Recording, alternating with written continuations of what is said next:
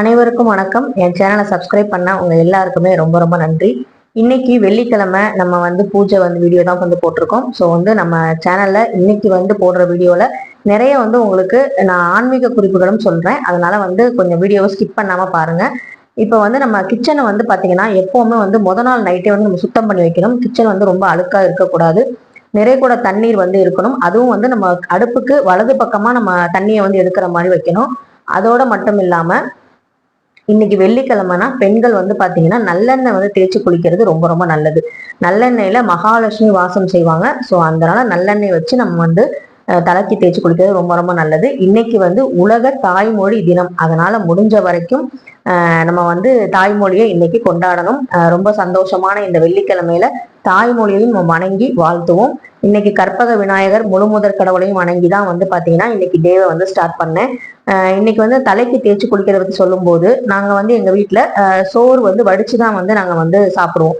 So அதோட கஞ்சி பாத்தீங்கன்னா வெள்ளிக்கிழமை நம்ம வேணும்னா வியாழக்கிழமை எடுத்து வச்சோம்னா இந்த மாதிரி ஒரு குழப்பம்னு ஒரு பதத்துக்கு வந்துடும். அந்த பதத்துல இருக்கும்போது நம்ம தேய்ச்சி நல்லா குளிக்கலாம். இந்த ரைஸ் வாட்டர் இது மாதிரிலாம் சொல்றாங்க இல்லைங்களா.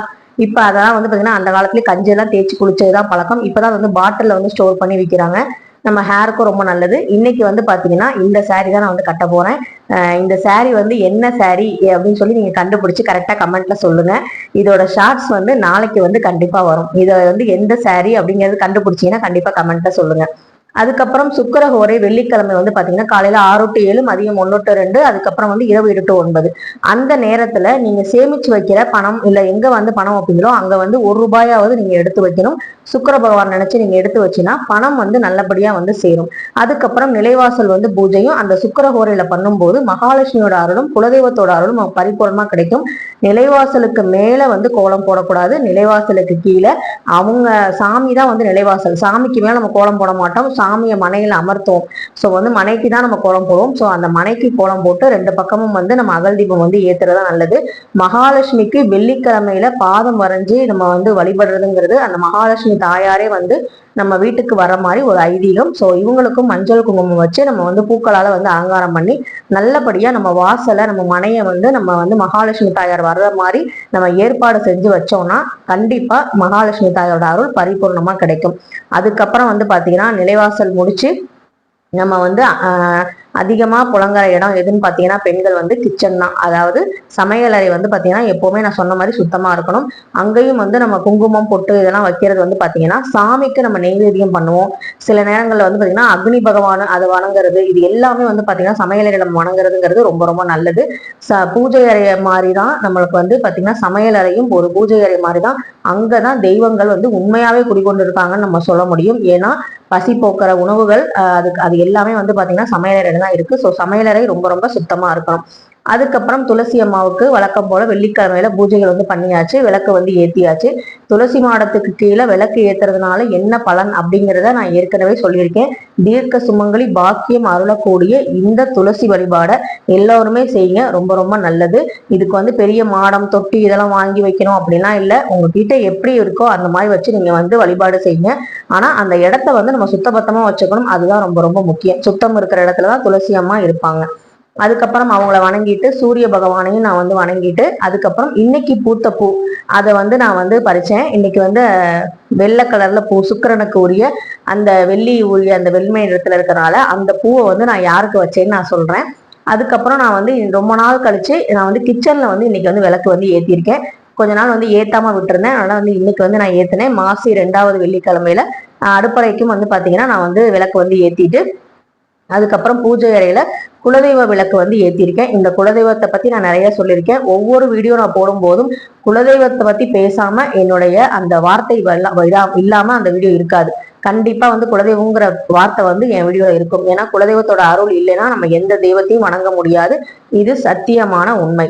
அதனால குலதெய்வ விளக்குங்கிறது ஒண்ணு வீட்டுல பூஜை ரூம்ல ஏத்துறது நல்லது. இந்த பூவை நான் வலம்புரி சங்குக்கு தான் இன்னைக்கு வச்சேன். ஏன்னா வலம்புரி சங்கு பாத்தீங்கன்னா மகாலட்சுமியோட அம்சம். அதுவும் இல்லாம அவங்களும் வெண்மை நிறங்கிறனால நான் வெள்ளை நிற பூவை அங்க வச்சுட்டேன். அதே மாதிரி அன்றளர்ந்த மலர் பறித்து நம்ம பூஜிக்கிறதுங்கிறது ரொம்ப ரொம்ப பெரும் பாக்கியம். எவ்வளவுதான் நம்ம கடையில பூ வாங்கினாலும் நம்ம வீட்டுல பூத்த பூவை நம்ம சாமிக்கு வைக்கும் போது நமக்கு இருக்கிற சந்தோஷமும் அந்த பூக்களுக்கு இருக்கிற சந்தோஷமும் அலாதியானது. இதை அனுபவபூர்வமா உணர்ந்தவங்களுக்கு தெரியும்.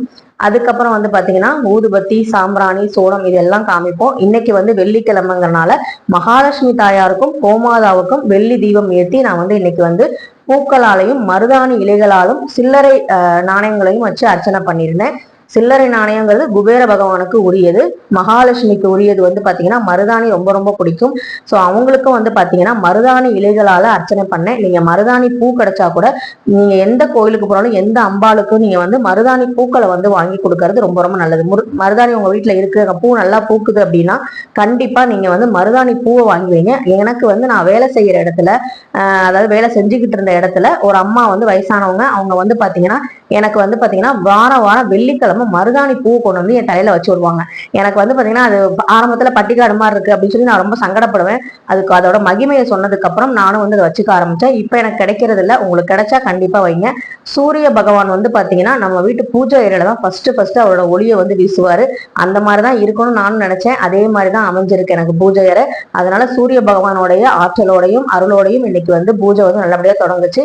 இன்னைக்கு வந்து பஞ்சகவ்ய விளக்கும் வந்து ஏத்தினேன். இது வந்து நம்ம வீட்டுல யாகம் செய்யறதுக்கான பலனை நமக்கு முழுமையா கொடுக்குற ஒரு தீபம். எப்படி வந்து யாகம் எரியுமோ அதே மாதிரி எரியுது பாருங்க, அற்புதமான ஒரு விஷயம் இது. இந்த பஞ்சகவ்ய விளக்கு வந்து உங்களுக்கு கிடைச்சது அப்படின்னா நீங்க வந்து கண்டிப்பா வந்து வீட்டுல வாரத்துக்கு ஒரு நாளாவது ஏத்துங்க, திருஷ்டிகளும் நமக்கு வந்து அகலும். அதே மாதிரி சாம்பிராணி காட்டுறது இது எல்லாமே வீடு முழுக்க காட்டுங்க, அதுதான் ரொம்ப ரொம்ப நல்லது. இன்னைக்கு நெய்வேத்தியம் வந்து பாத்தீங்கன்னா செவ்வாழை பழம் தான் வந்து வச்சிருந்தேன்.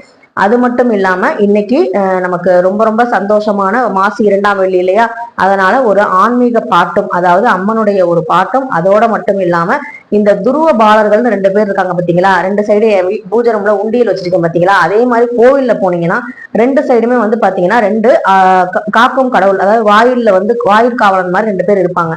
அதுக்கு காரணம் என்னன்னா அவங்க கிட்ட நம்ம முதல்ல பேசணும், இந்த மாதிரி நான் வந்திருக்கேன் இந்த விஷயமா கொஞ்சம் நீங்க அம்பாள்கிட்ட சொல்லுங்க அப்படின்னு சொல்லி நம்ம வந்து சொல்லணும்னா அவங்க வந்து அந்த காதுல போய் சொல்லுவாங்கன்னு சொல்லுவாங்க. அதேதான் நந்தி தேவரும். நம்ம சிவன் கோயிலுக்கு போகும்போது முதல்ல நந்தியை வணங்குறதுக்கு காரணம் நந்தி தேவர் வந்து சொல்லுவாராம், இவங்க இந்த விஷயத்துக்காக வந்திருக்காங்க சிவபெருமானே, இவங்களுக்கு ஏதாவது வழிகாட்டுங்க அப்படின்னு சொல்லுவாங்களாம். ஏன்னா அவங்க வந்து பாத்தீங்கன்னா நமக்கு வந்து அப்பாயின்மெண்ட் கொடுக்குற ஒரு ஆள் மாதிரி. அதனால நம்ம நிறைய பேர் வந்து கோவில்ல வந்து அந்த துருவ பாலர்கள் 2 பேர் சைட்ல இருப்பாங்க, அவங்க கண்டுக்கிறதே இல்லை. ஆனா நான் எந்த கோவிலுக்கு போனாலும் முதல்ல அவங்க கிட்ட பர்மிஷன் வாங்கிட்டு தான் நான் வந்து சாமியே கும்பிடுவேன். சோ வந்து பாத்தீங்கன்னா எனக்கு அது ஒரு பழக்கம் இருக்கு. உங்களுக்கும் இந்த பழக்கம் இருக்காங்கிறத கண்டிப்பா கமெண்ட்ல சொல்லுங்க. அதுக்கப்புறம் குங்கும அர்ச்சனை பண்ணிட்டு சில்லறை நாணயங்களால வந்து அர்ச்சனை வந்து பண்ணினேன். ரொம்ப ரொம்ப இன்னைக்கு மகிழ்ச்சியா போச்சு. அதோட இந்த பாட்டையும் நீங்க கேட்டீங்கன்னா எனக்கும் ரொம்ப ரொம்ப சந்தோஷம். குங்கும நாயகியை வணங்கி இன்னைக்கு இந்த பாட்டு. குங்குமத்தை அணிந்திருக்கும் தாயே, எங்கள் குறைகள் எல்லாம் தீர்க்க வருவாயே, மஞ்சள் முகம் கொண்டிருக்கும் தாயே, இங்கு மங்களமாய் வாழ வைப்பாய் நீயே, நெய் விளக்கை ஏற்றி வைத்தேன் தாயே, இங்கு நித்தம் என்னை காத்திடுவாய் நீயே, கைவிளக்காய் துணை இருப்பாய் தாயே, என் கவலைகளை போக்கிடுவாய் நீயே, மாலை ஒன்று சூட்டி வைத்தேன் தாயே, உன் மனதை மட்டும் எனக்கு அளிப்பாய் நீயே, பால் பழங்கள் நான் படைத்தேன் தாயே, அதன் பலனை எல்லாம் எனக்கு அளிப்பாய் நீயே, தேடி தேடி நான் அலைந்தேன் தாயே, உன் திருவடியை காட்டிடுவாய் நீயே, பாடி பாடி ஏங்குகின்றேன் தாயே, இந்த பாவை முகம் பார்த்தருள்வாய் நீயே. இது வந்து குங்கும நாயகியோட பாட்டு, நமக்காகவே வந்து எழுதின மாதிரி இருக்கும். இந்த பாட்டை மனமுருகி நீங்க வந்து வேண்டும் போது கண்டிப்பா அந்த குங்கும நாயகியோட அருள் வந்து கிடைக்கும். மாசி 2ஆம் நாள் வந்து பாத்தீங்கன்னா குங்கும நாயகியோட பாட்டோட இந்த நாள பூஜை வீடியோவை நான் வந்து நிறைவு செஞ்சேன். ரொம்ப ரொம்ப சந்தோஷமா இருந்துச்சு. இன்னைக்கு துர்க்கை வழிபாடும் செய்யும் முகந்த நாள், குலதெய்வ வழிபாடு செய்யலாம், அம்பாள் வழிபாடு எல்லாமே நல்லபடியா செய்யுங்க. மாசி மாதத்தோட சிறப்புகளை நான் ஏற்கனவே மாசி 1ஆம் நாள் வந்து சொல்லியிருந்தேன், அந்த வீடியோ போட்டிருக்கேன். அதை பார்க்காதவங்க கண்டிப்பா பாருங்க. மாசி மாதம் மங்களகரமான மாதம், மாங்கல்ய யோகம் தரும் மாதம். இந்த மாதத்துல இறை வழிபாட தவற விடாம உங்களால எப்பெல்லாம் முடியுதோ, எந்த மாதிரி சான்ஸ் கிடைக்குதோ ஆன்மீகத்துக்கு நம்ம வழிபாடு செய்யறதுக்கு அது எல்லாமே செஞ்சு முடிங்க. நமக்கு நல்லபடியான வாழ்வு வந்து வாழ வைப்பாங்க அந்த அம்பாலும் அந்த மகாலட்சுமியும் நம்ம குலதெய்வமும். சரிங்களா? இந்த வீடியோ உங்களுக்கு கண்டிப்பா பிடிச்சிருக்கும். பிடிச்சிருந்தா லைக் பண்ணுங்க, ஷேர் பண்ணுங்க, மறக்காம சப்ஸ்கிரைப் பண்ணுங்க. எல்லோருமே இன்னைக்கு குங்குமம், மஞ்சள் இதெல்லாம் வந்து அதிகமா வந்து பயன்படுத்துங்க. மாங்கல்யத்துல கண்டிப்பா மஞ்சள் குங்குமம் வைக்கணும், அது ரொம்ப ரொம்ப நல்லது. நம்ம மனையை வணங்குறது தான் வந்து பாத்தீங்கன்னா இறைவனை நமஸ்காரம் செய்யறது. ஸோ பூமாதையும் வணங்கிட்டு இந்த நல்ல நாள்ல நல்லபடியா எல்லாருக்கும் அமையணும்னு வேண்டிக்கிறேன். நன்றி, வணக்கம். அடுத்த வீடியோல பார்க்கலாம்.